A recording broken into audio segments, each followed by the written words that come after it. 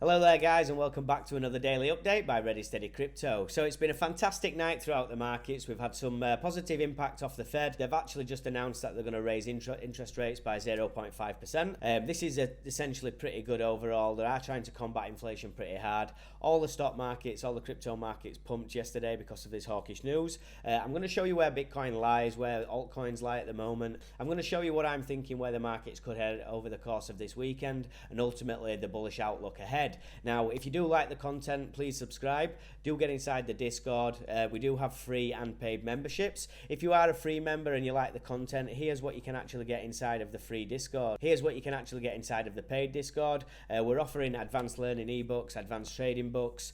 We offer back weekly holds. We've got webinars. We've now actually started face-to-face meetings. Last night was quite successful. We had 22 people join.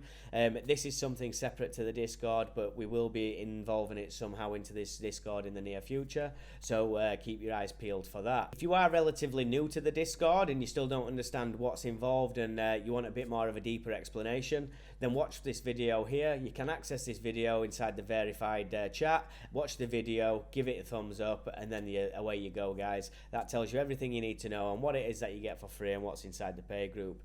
That being said, we do have an exciting range of books that have just landed, and we've just got them back from design. They are ready to publish, and they'll be on store pretty soon. So one of the books is this trading ebook. I'm sure some of you have seen it. This is just basically telling you how to set up TradingView, why it's essential, and how to customize it to your liking. So inside of this book, it just gives you a quick guide. This is how it's presented. It shows you how you're going to eventually learn how to chart things, how you can see things, and what you're going to do to benefit you in your trading journey. As you can see here, this is a before chart. After you've gone through the TradingView in our course, this is how you'll be able to look at a chart, plot some actual values on there, and know exactly where you're taking profits, where your key entry points are, and also where your get out points are. The TradingView is an important thing to learn, guys. A lot of people overlook it. Me myself, I do have the premium one. I've got no affiliation with TradingView. I just use it because it's like a scribble pad for all my notes and any charts that I've got. So that being said, I'm going to get back into some of the scribbling and some of the charts that I've got, and I'll show you where I'm looking. So last night we had some positive news off the Fed, and you can see here markets reacted quite nicely. Throughout the course of the night, we saw some of the biggest pumps. I'll just show you on this cleaner chart here where I'm looking. So this chart's actually Bitcoin Tether on Qcoin. You can see we've got this downward ascending wedge, so to speak. If we zoom out, this isn't the first time we've had this kind of formation. You can see after the crash back in March, this is essentially what we had. But you can see that Bitcoin's been surviving all these moments that people think that there's actual doom and gloom. But for me, I've got a bit of a bullish outlook right now. I've not sold any positions. The markets here are pretty much all in green. Everything had a good day yesterday, even most of the stock markets. The S&P 500's had a little bounce. The Nasdaq had a little bounce as well. Oil has seen a bit of a pullback from over the highs of $125, sitting nicely now round about 108.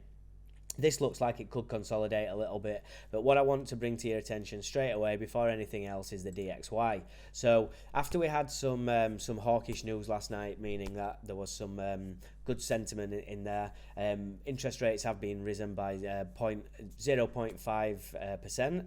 This is half a point. So this is basically to combat inflation and what's currently going on around the world, and just the catastrophe that we're finding ourselves in the minute with price hikes everywhere. So some of you have seen this chart that I've been charting before. So for those of you that are pretty new to this chart, I'm just going to show you. This is the DXY on a daily time frame. So just ignore the monthly time frame for now, but the monthly is relevant. Pre this video, I had the breakout point down here, and I'll zoom right in now. At a double top potential, and I thought that this is where we might crash back down. If we crashed back down here, you could see that we're going to potentially go back into a bull run, and the bull market's going to take effect. The reason we know this is back in 2017 when we approached here. You can see down at the bottom, down here, 2nd of January 2017. This is when we had the almighty bull run. This is where altcoins got a lot of traction and a lot of money were made. We then had the multi-bear year. Then we had the little bit of a dip. We had COVID, all that things happened inside here. Then we got to 2021. This is what we had in January last year. And then we saw the markets have another bull run.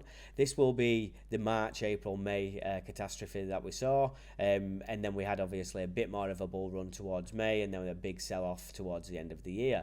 We did see some positive market sentiment around about December, January, February, but not enough to kick us back into a bull run. Ultimately, Bitcoin then carried on crashing all the way down, and then we're seeing itself at the levels we're at. So looking at this from a now we've entered this zone, right? So if you look on a monthly, you can see that over the bigger period of time, every time we've been rejected and formed this pennant here, we've just ranged inside of this area. So you could expect that we're coming back down here until April. That'd be nice if it were April 2024. But yeah, look, I don't know how far we're going to come down. We might just come back down now and retest this thick white line, because we have broken above it and closed above it on a monthly time frame. But if we go back down to the smaller time frames, you can see that each time we've been in this area, we've been rejected. So if we draw a box or of this point here to the lows of this high there, you can see that it gives us this area, or this zone of resistance, that we're looking to now be rejected heavily from. Should we continue to get rejected out of this area, this will be the third time that we've been rejected, time and time again, and you can just see that it's creating some kind of a catalyst, and we could potentially now be coming all the way back down here, having another bull run before a big sell-off potentially for Bitcoin halving.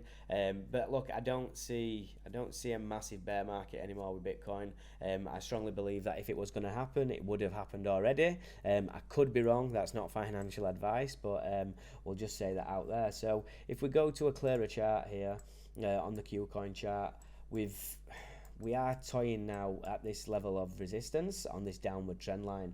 On a smaller time frame, we've broken it. You could be classing this now as a break and a retest. So yeah, we could still see a low of 39.3. As long as that holds, that's the retest, and we could then see a nice move back up above 40s, hopefully round about the 42, 43k. That's where we're experiencing the next big level of resistance.